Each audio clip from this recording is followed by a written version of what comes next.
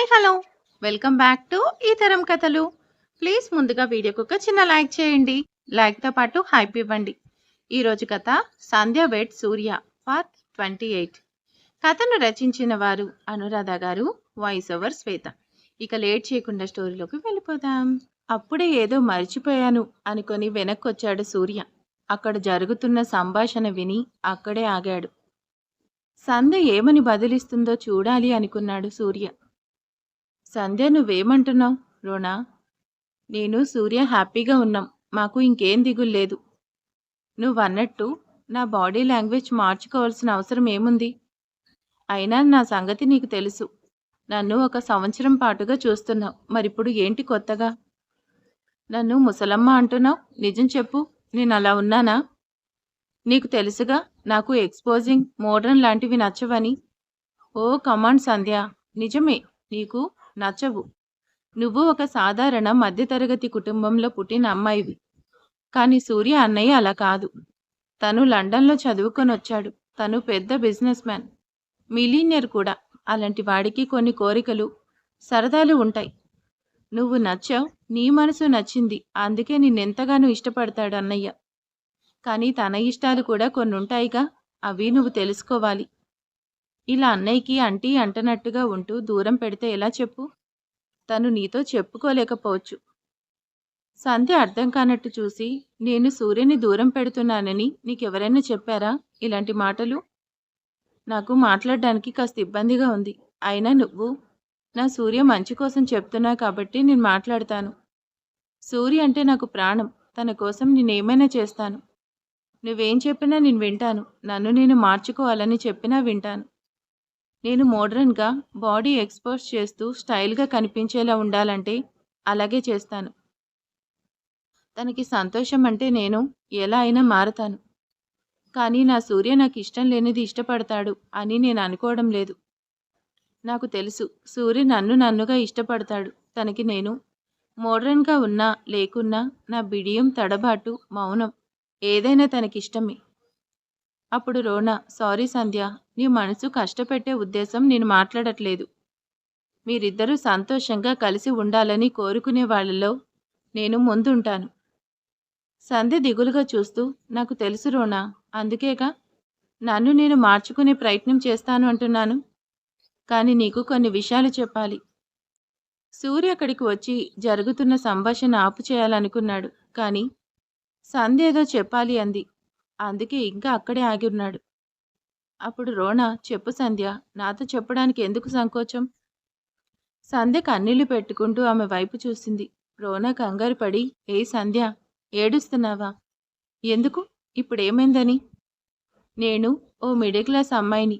నన్ను నాన్నగారు ఎంతో పద్ధతిగా పెంచారు. ఎక్కువ చదువుకోలేదు. నాకు ఎక్కువగా బయటికి వెళ్ళడం కూడా తెలీదు.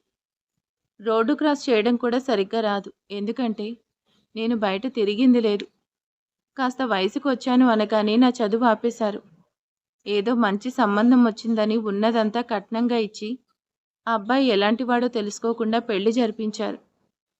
అమ్మా నాన్న చెప్పారని తల ఉంచుకొని తాళి కట్టించుకున్నాను. కానీ అందరి ఆడపిల్లల్లా నా జీవితం మొదలవ్వలేదు. మొదటి రోజే అతడు నా గదిలోకి తాగొచ్చాడు. నేనెంత భయపడ్డానో తెలుసా? నాకు దూరంగా ఉంటూ నన్ను అస్సలు పట్టించుకోకుండా మూర్ఖంగా చేస్తుంటే ఎందుకు ఏమిటి అడగలేదు. మౌనంగా అత్తగారింట్లో ఉన్నాను. కొద్ది రోజులు గడిచింది. అతడెవరో అమ్మాయి ప్రేమలో ఉన్నాడు. నేనంటే ఇష్టం లేదని ఆ అమ్మాయి దూరమై తాగుతున్నాడని ఎంత బాధపడ్డానో తెలుసా? అమ్మా నాన్నకి విషయం చెప్పలేదు. వాళ్ళు బాధపడకుండా ఉండాలని మౌనంగా ఉండిపోయాను. నాకు మౌనంగా ఉండడం అలవాటైపోయింది. కేవలం బ్రతకాలి కాబట్టి ఆ ఇంట్లో వంట చేస్తూ, ఇంటి పనులు చేస్తూ ఇంటికే పరిమితమయ్యాను. అక్కడెవరూ నన్ను మనిషిలా కూడా చూడలేదు. అందుకే నాకేమీ తెలీదు. కానీ రోనా కట్టుకున్న భర్త భార్యను రేప్ చేయడం నువ్వెప్పుడైనా విన్నావా? నా జీవితంలో దారుణం జరిగింది. నేనొక్కరోజు ఆదమర్చి నిద్రపోయాను. అతడు నన్నెప్పుడూ తాకలేదు, దగ్గరగా చూడలేదు. అతడి ప్రేయసి మోసం చేసిందని ఎక్కువగా తాగి వచ్చి నన్ను చూశాడు. నా చీర కాస్త పక్కకి జరుగుండొచ్చు అంతే. అతడు మృగంలా నా మీద పడ్డాడు.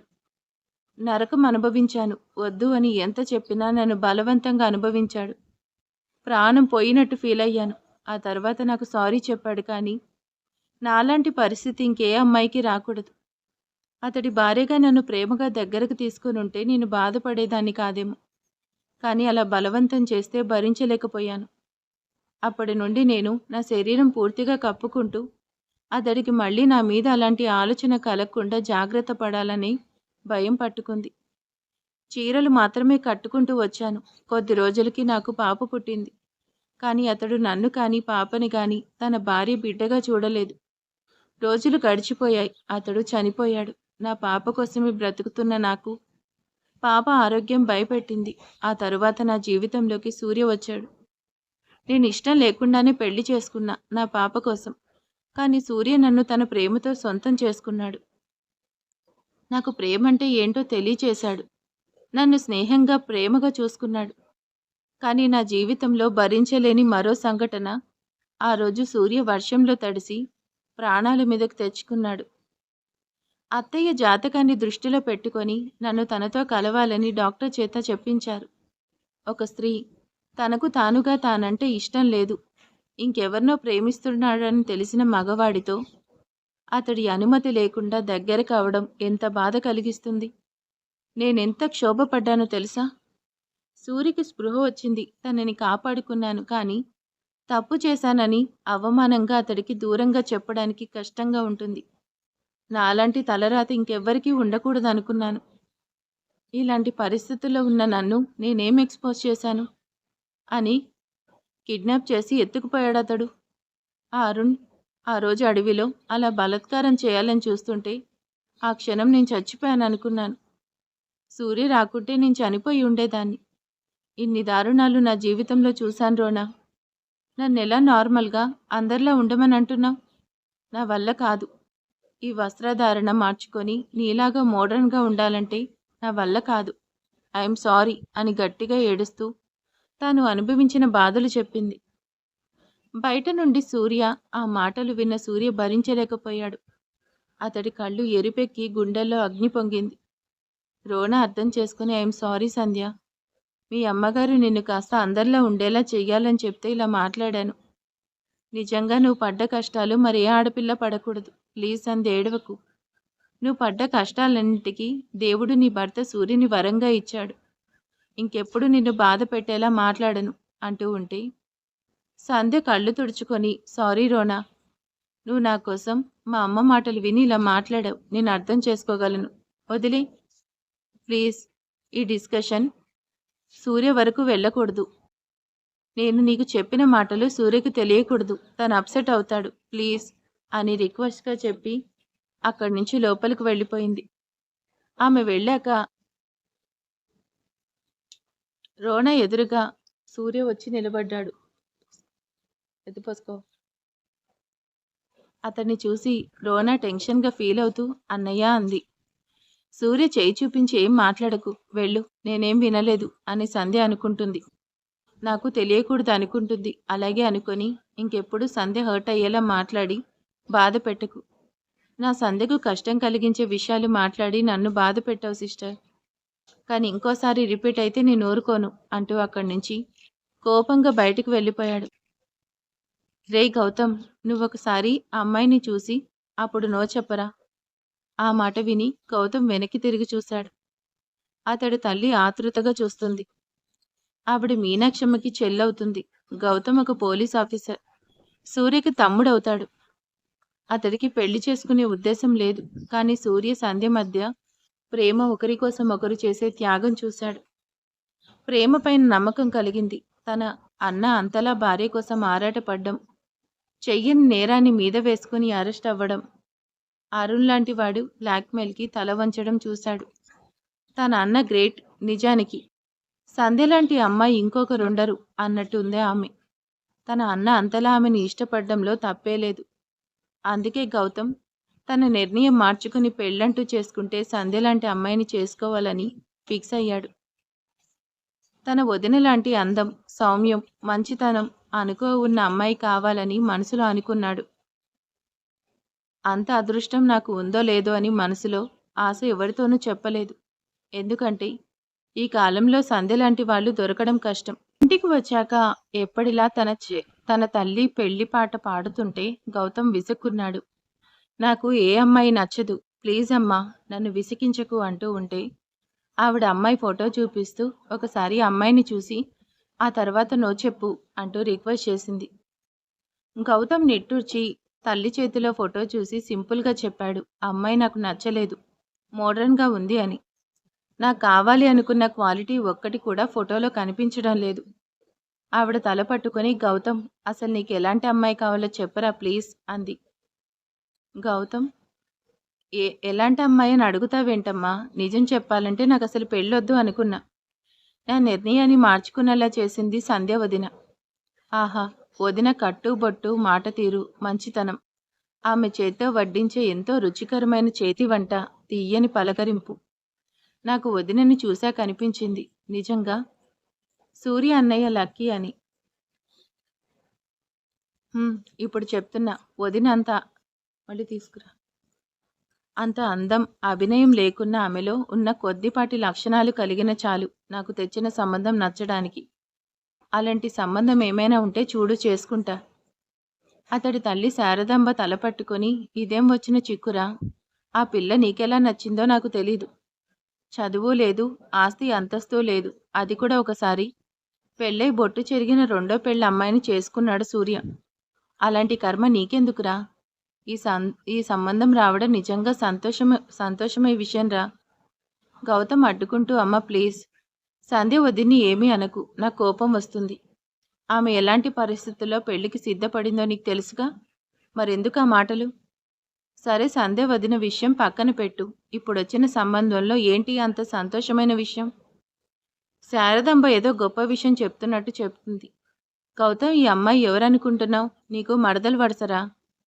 మా పెద్దమ్మ కొడుకు సత్యదేవ్ లేరు, ఆయన కూతురు. అప్పట్లో మీ నాన్నగారు బ్రతుకున్న రోజుల్లో బిజినెస్ విషయాల్లో ఏవో గొడవలు జరిగాయి. ఆ తర్వాత రెండు కుటుంబాలకు మాటలు లేవు, మీ నాన్నగారు పోయారు. అప్పుడు కూడా మీ మావయ్య సత్యదేవ్ మనతో మాట్లాడింది లేదు. అందుకు నేను చాలా విచారించాను. కానీ నిజం ఏంటంటే మీ మావయ్య మన ఇంటికి రావడానికి మొహం చెల్లక రాలేదంట.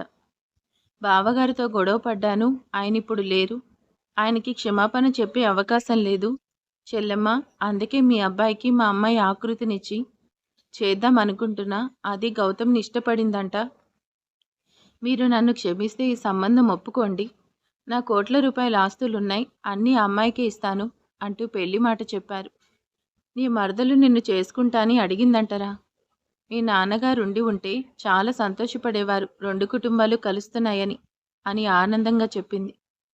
గౌతమ్ ఆశ్చర్యంగా చూస్తూ, ఈ ఫోటోలో ఉన్న అమ్మాయి సత్యదేవ్ మావయ్య కూతురా? ఇంకా నాకు నచ్చినట్టే.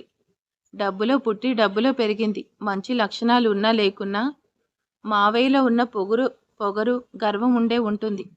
తను నన్నెప్పుడు చూసింది, ఎప్పుడు ఇష్టపడింది, తనకు నచ్చితే సరిపోతుందా? నాకు నచ్చాలిగా. వద్దు అని చెప్పు, నేను చేసుకోనని చెప్పేయి. శారదాంబకి ఆ సంబంధం వదులుకోవడం ఇష్టం లేదు, అందుకే కొడుకుని దారికి తెచ్చుకోవాలనుకుంది. బాబు గౌతమ్, నీకు అమ్మాయి నచ్చాలంటే సూర్య భార్య సంధ్య లాంటి లక్షణాలు ఉండాలి అన్నావుగా. కొద్ది రోజుల ఆకృతిని సంధ్య దగ్గర ఉంచమని మావయ్యని అడుగుతా. సంధ్య ఆకృతికి అన్నీ నేర్పిస్తుంది, ఆమె ట్రైనింగ్ ఇస్తే నీకు నచ్చుతుందిగా. అప్పుడు గౌతమ్, ఆ అమ్మాయి ఒప్పుకుంటుందా నా కండిషన్కి? వదిన దగ్గర కొన్ని రోజులుండి అన్ని విషయాలు నేర్చుకొని నాకు నచ్చినట్టు మాడితే నేను ఓకే చెప్తాను. కానీ నేర్చుకోవాలిగా. వదిన ఏమంటుందో. ఆవిడ దీర్ఘం తీస్తూ, నేను చూసుకుంటారా? ఆకృతికి అన్నీ నేర్పించాలని అడుగుతాను. నెల రోజులు మీ వదిన దగ్గర అన్నీ నేర్చుకుంటుంది, నువ్వు చూస్తావుగా. ఆ అమ్మాయి నీకు నచ్చినట్టు మారుతుంది. గౌతమ్ నవ్వుతూ, నాకు నమ్మకం లేదు, సరే చూద్దాం, ఇప్పుడైతే నేను వెళ్ళాలి అంటూ హడావిడిగా డ్యూటీకి వెళ్ళిపోయాడు. శారదాంబ కొడుకు ఉద్దేశం పెట్టిన కండిషన్ మీనాక్షికి చెప్పింది. ఆవిడ సంతోషంగా, అలాగే మా సంధ్య అన్నీ నేర్పిస్తుంది, ఆ అమ్మాయిని 1 నెల తర్వాత ఇక్కడికి పంపించమని చెప్పు. ప్రస్తుతం అయితే సూర్య సంధ్య హనీమూన్కి వెళ్తారు, నెల రోజులు ఉండరు అనింది. శారదాంబ మూతి తిప్పుకుంటూ తంతే బూరెల బుట్టలో పడ్డట్టు, ఆ సంధ్య మా గొప్పలు పోతుంది.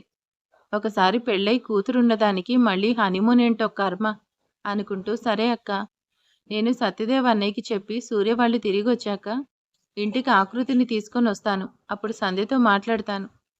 ఆ అమ్మాయిని ఎలా అయినా సరే గౌతమ్‌కి నచ్చేలా మార్చాలి అని అడుగుతాను అంది. ఆవిడ నవ్వుతూ సరేలే అన్నారు. సూర్య సరాసరి సంధ్య పుట్టింటికొచ్చాడు. అక్కడ ఉన్న శాంతమ్మ అల్లుడు రావడం చూసి మర్యాద చేస్తూ రండి బాబూ అని పిలిచింది. కృష్ణారావు గారు ఎదురొచ్చి రండి అల్లుడు గారు అన్నారు. సూర్య శాంతమ్మకి దగ్గరగా వచ్చి అత్తయ్య మీరేం చేస్తున్నారు? మీకు తెలుస్తుందా? నా సంధ్య నాకు దూరంగా ఉంటుందని ఏవో అపోహలు పెట్టుకొని తనని ఇబ్బంది పెట్టేలా మాట్లాడమని రోనాకి చెప్పారా? నేను మీతో చెప్పాను ఇదంతా చేయమని. అసలు సంధ్య పరిస్థితి ఏంటో మీకు తెలుసు. తనెన్ని బాధలు పడింది తెలుసు. మరి ఎలా ఆలోచించారిలా? చూసి చేశారుగా మా గొప్ప సంబంధం. వాడు చనిపోయాడు కాబట్టి బ్రతికిపోయాడు. లేదా నేనే వాణ్ణి చంపి పారేసేవాణ్ణి. చూడండి, సంధ్య నా భార్య, నా ప్రాణం. తనకి ఇబ్బంది కలిగేలా ఎవరు మాట్లాడినా నేను ఒప్పుకోను. నాకు సంధ్య దూరంగా ఉన్నా, దగ్గరగా ఉన్నా నేనేం బాధపడను. సంధ్య ఇబ్బంది పడకుండా ఉంటే చాలు. కావాలనుకుంటే తనని చూస్తూ జీవితాంతం బ్రతికేస్తాను. ప్లీజ్, ఇంకెప్పుడు సంధ్య విషయంలో మీరు తప్పుగా ఆలోచన చెయ్యొద్దు. నా సంధ్య గతాన్ని మర్చిపోయి సంతోషంగా ఉండాలని కోరుకుంటున్నాను. మీరు గతాన్ని తనకి గుర్తు చేసేలా ప్రవర్తిస్తే అత్తగారని కూడా చూడను. సూర్య అలా కోపడుతూ మాట్లాడుతుంటే శాంతమ్మకి చాలా సంతోషం కలిగింది. బాబు సూర్య, నన్ను క్షమించు బాబు. నీకది దూరంగా ఉంటే ఎక్కడ మీరు బాధపడతారో, ఎక్కడ దానికి దూరం అవుతారో అనే భయంతో అలా మాట్లాడాను. ఇంకెప్పుడు నేను సందేహం పెట్టుకోను. మా అమ్మాయి అల్లుడు సంతోషంగా ఉంటే చాలు అనింది. సూర్య కోపం కంట్రోల్ చేసుకుంటూ ఉంటాం. తప్పకుండా సంతోషంగా ఉంటాం. నేనేమైనా తప్పుగా మాట్లాడితే క్షమించండి. వెళ్ళొస్తా అంటూ వచ్చినవాడు వెంటనే వెళ్ళిపోయాడు. కృష్ణారావు గారు భార్య శాంతమ్మకి చివాట్లు పెట్టారు. సూర్య మనసు తట్టుకోలేకపోయింది. సంధ్య అంతలా బాధపడ్డం చూసి వెళ్ళి అత్తగారికి వార్నింగ్ ఇచ్చాడు. ఎంత వద్దు అనుకుంటున్నా కోపం తగ్గడం లేదు. అందుకే ఒక చోట కూర్చొని సంధ్య మాటలు గుర్తు చేసుకుంటూ బాధపడుతూ ఉన్నాడు. రవి ఫోన్ రింగ్ అయింది. చూడబోతే సంధ్య చేస్తుంది. అప్పటికే సూర్య ఆఫీస్కి రాలేదు. ఎక్కడికి వెళ్ళాడని సూర్య కోసం చూస్తుంటే సంధ్య ఫోన్ నుండి అతడికి ఫోన్ వచ్చింది. సంధ్య చెప్పమ్మా అంటూ ఆప్యాయంగా పిలిచాడు. సంధ్య అప్పటికే చాలా బాధపడింది. కలుగుతున్న దుఃఖం బయట పెట్టకుండా లంచ్ టైంకి సూర్య ఇంటికి వస్తాడని ఎదురు చూసి ఎంతకీ సూర్య ఇంటికి రాకపోవడంతో ఫోన్ చేసింది. సూర్య ఫోన్ లిఫ్ట్ చేయలేదు. సంధ్యకి కాస్త కంగారు అనిపించింది. నా ఫోన్ అంటే సూర్య ఎంత బిజీలో ఉన్నా లిఫ్ట్ చేస్తాడు. అలాంటిది ఫోన్ లిఫ్ట్ చేయలేదు. బిజీగా ఉన్నాడా? ఆఫీస్లో ఎక్కువగా ఉందా అని ఆలోచిస్తూ టైంకి భోజనం చేయాలని చెప్పేందుకు రవి ఫోన్ చేసింది. అన్నయ్య ఎక్కడున్నారు? సూర్య ఆఫీస్లో ఉన్నాడా? వర్క్ ఎక్కువగా ఉందా? సూర్య నా ఫోన్ లిఫ్ట్ చేయడం లేదు. లంచ్ చేయమని చెప్పావా ప్లీజ్? సూర్య ఆఫీస్లో లేడని రవి చెప్పలేదు. సంధ్య ఫోన్ లిఫ్ట్ చేయకుండా ఎక్కడున్నాడో ఏమో అని అబద్ధం చెప్తున్నాడు. అమ్మ, సంధ్య కొంచెం బిజీ మీటింగ్లో ఉన్నాడు. వాడు ఫోన్ సైలెంట్లో ఉన్నట్టుంది. నువ్వు లంచ్ చేసేయ్, మేమిక్కడ తింటాం అని చెప్పాడు. సంధ్య కన్నీళ్లు తుడుచుకుంటూ సరే అన్నయ్య, మర్చిపోకుండా సూర్యకి భోజనం పెట్టండి. రవి ఫీల్ అవుతూ సంధ్య అప్సెట్ అవ్వకుండా ఉండాలని అబద్ధం చెప్పాను. వీడెక్కడికి వెళ్ళాడో ఏమో అని ఫోన్ కట్ చేసి సూర్య కోసం వెతుకుతూ సూర్య మూడ్ ఆఫ్ అయితే ఎక్కడుంటాడో గుర్తు చేసుకుంటూ అక్కడికి వెళ్ళాడు. చూడబోతే సూర్య ఒంటరిగా కూర్చొని కనిపించాడు. రవి అతడి దగ్గరికి వెళ్ళి, రే సూర్య, ఇక్కడేం చేస్తున్నావు? ఏమైంది నీకు? సంధ్య ఫోన్ లిఫ్ట్ చేయడం లేదంట. నేను ఫోన్ చేసినా నువ్వు ఆన్సర్ చేయలేదు అని అడిగాడు. సూర్య మొబైల్ కారులో ఉంది. అతడు కారుకి దూరంగా కూర్చొనున్నాడు. రవి అలా అడిగితే సూర్య ఫీల్ అవుతూ, సంధ్య నీకు ఫోన్ చేసిందా? ఏం చెప్పావు తనకి అన్నాడు. రవి అతడి పక్కన కూర్చొని, మీటింగ్లో ఉన్నావు, లంచ్ ఇక్కడే చేస్తాడు, నువ్వు మా కోసం ఎదురు చూడకు, భోజనం చేయి అన్నాను. సూర్య బాధపడుతూ, సంధ్యతో మాట్లాడలేని స్థితిలో ఉన్నాన్రా. సంధ్య అప్సెట్ అయింది. తన గతాన్ని గుర్తు చేశారు. నా సంధ్యని బాధ పెట్టారు. నా కోపం వస్తుంది అంటూ జరిగిందంతా చెప్పాడు. రవి కూడా ఫీల్ అవుతూ, సూర్య నువ్వు కోపం తెచ్చుకో ప్లీజ్. ఇంకెప్పుడు సంధ్య విషయంలో తప్పు జరగదు. ఇంటికి వెళ్దాంరా అన్నాడు. సూర్య వద్దు అన్నట్టు తలాడించి, సంధ్య నాకేమీ తెలియకూడదు అనుకుంది. నేను ఇప్పుడే ఇంటికి వెళ్తే నార్మల్గా ఉండలేను. నాకు జరిగిన డిస్కషన్ అంతా తెలిసిపోయిందని ఫీల్ అవుతుంది. అందుకే నేను నా కోపం తగ్గాక ఇంటికి వెళ్తాను. నువ్వు ఆఫీస్కి వెళ్ళు అంటూ సూర్య అక్కడే ఉన్నాడు. సంధ్య భోజనం చేయలేదు. ఆమెకు చాలా బాధగా ఉంది. అందుకే ఎవరితో మాట్లాడట్లేదు. గదిలోనే ఉంది. మ్యాగీ అమ్మమ్మ వాళ్ళ ఇంటికి వెళ్తానని చెప్పి పార్వ పార్వతమ్మతో కలిసి వెళ్ళింది. సంధ్యను ఎవరూ డిస్టర్బ్ చేయలేరు. రోనా కూడా గదిలోకి వెళ్లే ధైర్యం చేయలేదు. సంధ్య ఏదో ఆలోచిస్తూ చాలా సమయం బాల్కనీలో కూర్చుంది. ఎప్పుడు నిద్రపోయిందో తెలీదు. లోపలికొచ్చి బెడ్ మీద నిద్రపోయింది. సూర్య రాత్రి 9 గంటలకు ఇల్లు చేరుకున్నాడు. సంధ్య గదిలోనే ఉందని తెలిసింది. అతడు ఫీల్ అవుతూ గదిలోకి వెళ్ళాడు. చూడపోతే సంధ్య నిద్రపోతూ కనిపించింది. సూర్యముకు దగ్గరగా వచ్చి కూర్చున్నాడు. ఎంతో ఇన్నోసెంట్గా నిద్రపోతున్న పాప ఇలా సంధ్య కనిపిస్తుంటే సూర్య చాలా ఫీల్ అవుతూ మనసులో అనుకున్నాడు. ఎందుకు అందరూ నిన్ను హర్ట్ అయ్యేలా మాట్లాడతారు? ఐఎమ్ సారీ సంధ్య అనుకుంటూ నెమ్మదిగా ఆమె పక్కనే చారబడి కళ్ళు మూసుకున్నాడు. గదిలోకి సూర్య వచ్చాడని నిద్రలో ఉంటూనే గమనించి కళ్ళు తెరిచింది. సూర్య మౌనంగా పడుకునున్నాడు. సంధ్య అతన్ని హత్తుకుంది. సూర్య కళ్ళు తెరిచి చూశాడు. సంధ్య అతడి చెంపను రాస్తూ అడిగింది. ఏంటి సూర్య, అలసిపోయావా? ఆఫీస్లో చాలా బిజీ అనుకుంటా. నేను ఫోన్ చేసినా మాట్లాడలేదేమి అని అడిగింది. సూర్య సమాధానం ఇవ్వలేదు. ఆమెను గుండెకు హత్తుకొని సారీ సంధ్య, నీ ఫోన్ లిఫ్ట్ చేయలేదు. అవును, నువ్వేంటి డల్గా ఉన్నావు? ఏమైనా తిన్నావా లేదా అన్నాడు. సంధ్య అతన్ని గట్టిగా హత్తుకొని నువ్వు తిన్నావేమైనా అనింది. అప్పుడు సూర్య లేదు సంధ్య, రా ఇద్దరం కలిసి డిన్నర్ చేద్దామన్నాడు. సంధ్య మనసులో బాధ బయటకు చెప్పకుండా ప్రేమగా సూర్య చేపట్టుకొని డైనింగ్ టేబుల్ వద్దకు వచ్చింది. సంధ్య బయటకు వచ్చింది. సూర్యకి భోజనం వడ్డించింది. సూర్య ఆమెకు తినిపిస్తూ తను కూడా తిన్నాడు. ఇద్దరు భోజనం చేయడం చూసి అంతా హమ్మయ్య అనుకున్నారు. ప్రస్తుతం సూర్య సంధ్య గదిలో ఉన్నారు. సంధ్య అతన్ని దగ్గరకు తీసుకొని ఏమైంది సూర్య, ఎందుకు డల్గా ఉన్నావు అని అడిగింది. సూర్య మనసులో అనుకున్నాడు, నా కోసం నువ్వు నీ బాధంతా దాచుకుని మాట్లాడుతున్నావు. సంధ్య నాకు తెలుసు అనుకుంటూ ఏం లేదు సంధ్య, కాస్త నీరసంగా అలసటగా ఉంది, అంతే, నిద్రపోతాను, నువ్వు నిద్రపోని కళ్ళు మూసుకున్నాడు. సంధ్య అయోమయంగా చూస్తూ సరే అని అతన్ని హత్తుకొని కళ్ళు మూసుకుంది. ఆ రాత్రి గడిచింది. మరుసటి రోజు ఉదయం సంధ్య ఎంతో కూల్గా నిర్మలమైన మనసుతో సూర్యకి టీ తీసుకొని వచ్చింది. సూర్య చిన్న నవ్వు నవ్వి గుడ్ మార్నింగ్ అన్నాడు. సంధ్య నవ్వుతూ గుడ్ మార్నింగ్, ఈరోజు ఆఫీస్కి వెళ్తావా అని అడిగింది. సూర్య సంధ్యను దగ్గరికి తీసుకొని ఈ రోజు నుండి ఆఫీస్ బాధ్యత అంతా రవి చూస్తాడు, నేను ఎక్కడికి వెళ్ళను, నీతోనే ఉంటానన్నాడు. సంధ్య అతన్ని చుట్టేసి థ్యాంక్స్ చెప్పింది. సూర్య నవ్వుతూ నాకెందుకు థ్యాంక్స్ సంధ్య? ఆమె నవ్వుతూ నా కోసం ఇంట్లోనే ఉంటా అన్నావుగా అందుకు అనింది. సూర్య నవ్వుతూ మన ప్రయాణం ఎల్లుండే మేడం, మీరు సిద్ధంగా ఉండాలి అన్నాడు.